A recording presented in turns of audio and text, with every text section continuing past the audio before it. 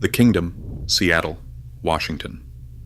$40 million of public money, 660 feet across, a concrete roof as little as 5 inches thick, and it started leaking 3 months after it opened.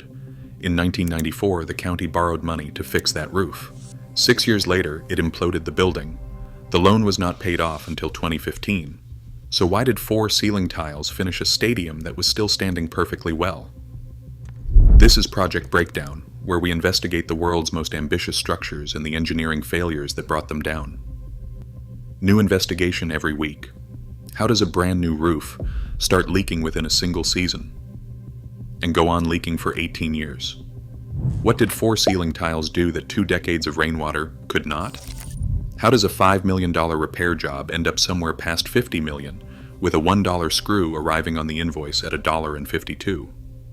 And why were the people of King County still paying for that roof 15 years after the building underneath it had been reduced to rubble? Here is the answer, and it is worth having up front, because everything that follows is the proof. In the summer of 1994, 4 waterlogged ceiling tiles fell out of the Kingdome roof and landed in the seats. The stadium closed. The county costed the repair at $5 million. The work ran past $50 million. To pay for it, King County borrowed against a 20-year bond, the kind of instrument you take out when you expect the thing you are buying to last a generation. 6 years later, the county blew the building up.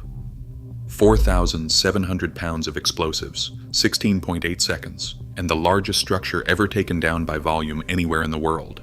But the bond did not come down with it. The paperwork outlived the concrete.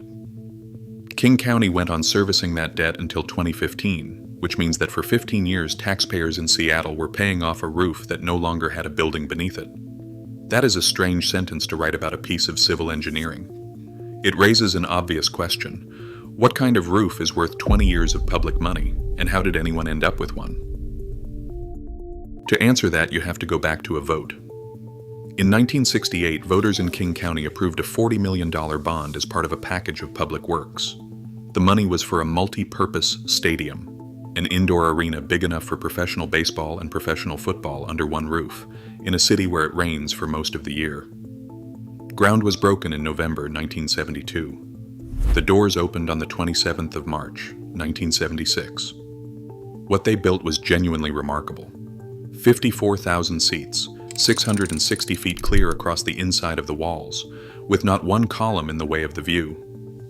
The roof was a thin shell of cast concrete, weighing 25,000 tons, carried on 41 radial ribs that ran from a small crown at the center down to the perimeter, dividing the dome up like the wedges of a pie. The structural engineering came from a Seattle firm, and the roof was the work of an engineer named Jack Christensen, who had spent his career proving how far you could push concrete if you got the shape right. And the shape was right. A dome that size, carrying that weight, holding a clear span with nothing underneath it, no steel trusses, no forest of columns holding it up, just geometry. Doing the work, tension and compression balanced against each other across the whole span. Here is the number that matters. Between those ribs, in the thinnest sections, the concrete measured as little as 5 inches. 5 inches, 660 feet across, held up in the air over 54,000 seats. That is barely more concrete than the slab under a domestic garage floor. And the comparison is not a criticism of the engineering, because as a structure that roof performed exactly as it was designed to. It is a description of the margin. There was almost nothing spare, and everything that protected it had to be added on top. Which brings us to the decision this whole story turns on. There were 2 ways to roof a building that size in the early 1970s. You could go heavy, with a deeper structure, more concrete, more steel, and a built-up protective system on top of it, with insulation, drainage, and a weathering layer that could be maintained separately from the structure. Or you could go thin, let the geometry carry the load, save the material, and rely on coatings and sealants to keep the weather out. King County went thin. That choice bought a great deal. Less concrete meant less weight, which meant lighter supports and a cheaper build. It meant a clear span that no conventional frame could have matched at the price. It is the same instinct as buying a work truck with the smaller engine because the sticker is lower and it will do the job on paper. But a thin shell is not a roof. It is a structure with a roof's job.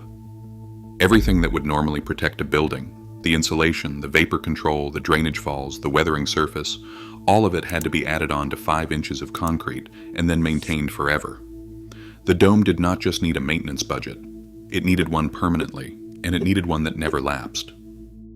The construction did not go smoothly either. The original concrete contractor, the Donald Drake Company, ran into serious trouble with the pouring sequence. By 1973, the job had slipped 300 days behind schedule, and the county terminated the contract. Someone else finished the concrete, under time pressure, on a design with no margin in it. So the building opened in March 1976 with a 5-inch shell, a protective system that had to be perfect, and a construction history that had already been rescued once. It leaked in 3 months. The mechanism is worth understanding properly, because it explains everything that came after, and because it is a failure that gets built into buildings every single year. Seattle rain fell on the outside of that shell, day after day, for most of the year. That was the obvious problem, and it was the smaller one. The real trouble came from the inside. Fill an enclosed arena with 54,000 people, and you generate an enormous volume of warm, wet air. Body heat, breath, food service, all of it rising. That warm air traveled straight up to the underside of a cold concrete roof that had been sealed on the outside with an impermeable coating. Warm, wet air meeting a cold surface does exactly one thing. It gives up its moisture. And here the sealing worked against them. The coating on top stopped water getting in, and it stopped water vapor getting out. Moisture migrating up through the concrete reached that barrier and had nowhere to go. It condensed, sat in the material, and went through the freeze and thaw cycles of 18 Seattle winters. Concrete that is permanently damp cracks. Cracks let in rainwater from above. Rainwater widens the cracks. The building was running a slow, patient loop against itself, and it started running it in the summer of 1976. For the next 18 years, the county treated this as a maintenance problem. Patch the coating, seal the crack, repaint, repeat. Then, in 1993, the insulating foam on the underside of the roof was stripped out. It was removed without engineering oversight. Whatever the intention, the effect was to take away the last layer standing between the damp concrete and the ceiling hanging underneath it. That ceiling was the thing nobody was watching. 180 feet above the floor, acoustic tiles were held up by metal clips backed with felt. Felt does what felt does. It absorbed the water running off the bare concrete above it, and it kept absorbing. A saturated tile can carry water up to 92% of its own weight. Think of a bag of cement left out in the rain, and how much heavier it is by morning than the day it was delivered. At the same time, the water was destroying the tiles from the inside. Fully soaked, a tile loses up to 75% of its strength. So the load was going up while the material was giving way, and the wet felt backing was slowly working the metal clips loose, heavier, weaker, and hanging on by less. That process ran silently, in the dark, 180 feet above the seats, for months. On the 19th of July, 1994, it finished. 4 tiles came free and fell 180 feet into the stands. Each one weighed 26 pounds. They landed in the seating bowl about half an hour before the gates were due to open for a Mariners game. The stadium closed that day. What followed was not a maintenance inconvenience. It was a city losing its largest building in the middle of summer. The Mariners played the last 20 games of their season on the road, an entire run of home fixtures handed away. The Seahawks packed up and moved to Husky Stadium at the university for their preseason and their first 3 home games. Concerts, conventions, everything that fills a 54,000-seat arena between sporting fixtures, all of it gone or relocated at no notice. And behind the fixtures sat everyone whose living depended on the doors opening. The stewards, the caterers, the cleaners, the parking attendants, the people running the bars and the concession stands. A stadium is not only a structure, it is a payroll, and in the middle of July, that payroll simply stopped. And the county now had to answer a question it had been avoiding for 18 years. Not how do we patch this, but what is actually wrong with this roof? The first answer was $5 million. Strip the failed material, treat the concrete, put the ceiling back, open the doors. That number did not survive contact with the roof. By the 2nd of September, the official estimate stood at $32.5 million. It had been assembled in a single day by about a dozen people, in place of the 3-month process such a figure would normally take. And $32.5 million was not where it stopped. The final bill ran past $50 million, and here the record genuinely disagrees with itself. Some accounts put it at 51 million, others put it at 70. What is not in dispute is that a $5 million job had become something more than 10 times that size. The shape of the spending tells you as much as the total. By the 9th of December, the project had spent 108% of its authorized budget, and the physical work was 71% complete. The money was running ahead of the work, and it had been for months. Why? Because the job went out without competitive bidding. There was a reason for that, and it was not a stupid one. The stadium was shut, revenue was hemorrhaging, and every week of tendering was a week of a dark building. So the county moved fast, kept the contractors already on site, and accepted their existing rates. What that produced is on the record, and for anyone who has ever priced a job, it makes uncomfortable reading. A screw that cost $1 arrived on the county's invoice at $1.52, having collected 3 separate markups on its way up the chain of subcontractors. Pickup trucks were billed at $110 a day, air compressors at $750, roughly triple the going rate. Nearly 60 architects and engineers were billing at over $90 an hour against a project average of $40, with the top 3 at $180. Overhead fees on the job passed $6 million on their own. A further $1.5 million went on protective tarps over the roof and horizontal bracing underneath it, and after what happened in August, nobody was going to argue about safety spending. None of that is fraud, not one line of it.